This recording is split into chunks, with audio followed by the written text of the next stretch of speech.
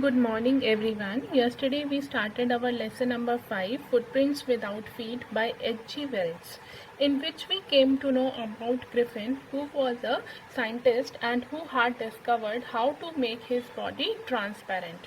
To make his body transparent, there was one condition, that he should take off all his clothes.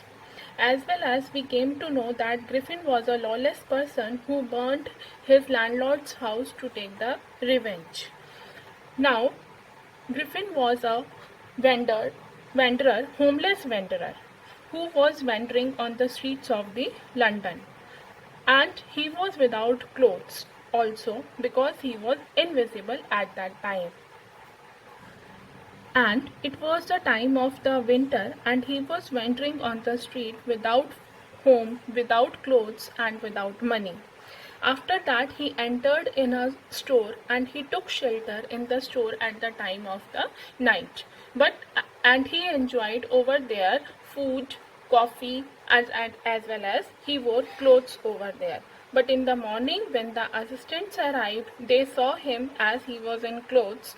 Then they were trying to chase him, but he escaped. After that, he entered into a theatrical company where he wore dark glasses, false nose, and bushy side whiskers to hide his identity.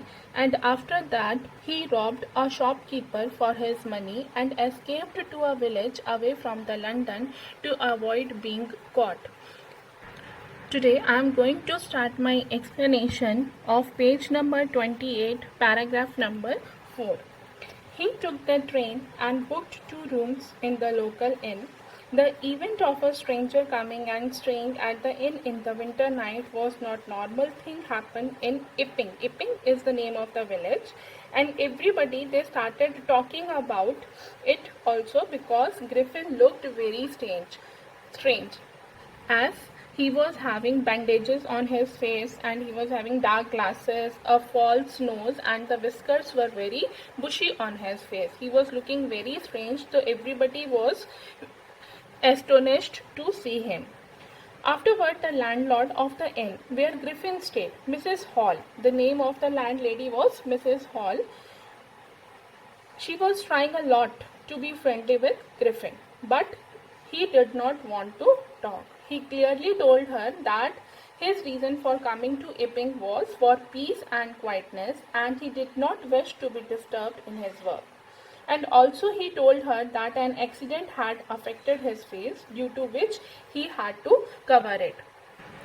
And there was no option other than to accept whatever the Griffin was saying. So Mrs. Hall, she accepted that her new guest was a strange scientist and was ready to excuse his tempers and habits, as he paid her in advance. He paid that money which he had robbed from the shopkeeper.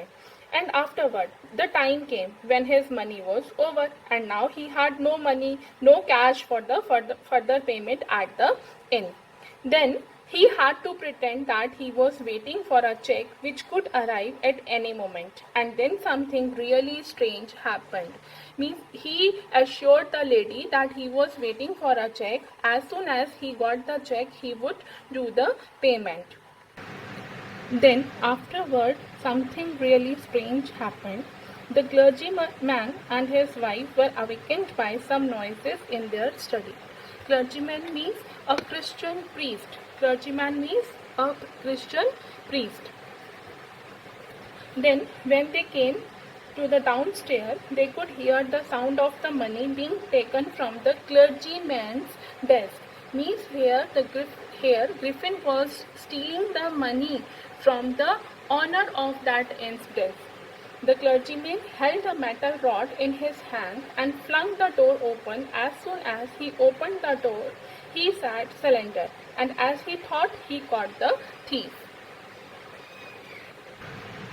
But they were surprised because they could not see anyone. They looked under the desks, behind the curtains, and also up in the chimney, but the person was nowhere to be seen. Yet the desk had been opened and the housekeeping money was gone. And then the clergyman kept on saying extraordinary affair the whole day because he was shocked by the incident. But the things that happened with Mrs. Hall's furniture were much more fascinating. Mrs. Hall and her husband he woke up early and were surprised as the door to the guest room was open. So dear students, here we came to know that Griffin he stole the money from Mr. Hall's drawer, and afterward they both were surprised, Mr. Hall and Mrs. Hall, because when they went and they saw that nobody was there but their money were being stolen. And afterward it was not enough, it was not ended. There was one more surprise which was waiting for Mr. and Mrs. Hall. Next day when they came downstairs, Mrs. Hall, they found that the door of the guest room was open and generally his room's door remained closed and locked. And he used to get very angry if anyone tried entering his room. It was an opportunity and Mrs. Hall didn't want to miss it. They decided to investigate when they saw that nobody was inside the room. His bed sheets were cold, which showed that he must have been up for a while, and also all the bandages that he used to tie around his face were lying around the room. And suddenly Mrs. Hall heard a sniff close to her ear, and Griffin's hat that was lying on the bedpost flung towards Mrs. Hall and hit on her face. Who was he? He was Griffin, who has become invisible. And then after that, then the chair in the room, it dashed itself and hitting Mrs. Hall in her legs. As they got scared, Mrs. Hall and her husband were going out of the room when the chair closed the door suddenly. And a sound of slamming the door. Slamming the door means when we close the door and it creates the noise that is known as slamming, and locking was heard.